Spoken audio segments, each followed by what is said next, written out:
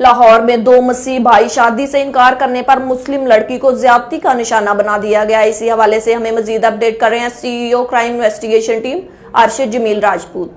जी अरशद जमील, हमें अपडेट कीजिएगा। ये इंतहाई अफसोसनाक वाकया लाहौर में पेश आया, जहां पे दो मसीही भाइयों ने शादी से इनकार करने पर मुस्लिम लड़की को ज्यादती का निशाना बनाया, बरहना करके सड़क पर चक्कर लगवाते रहे।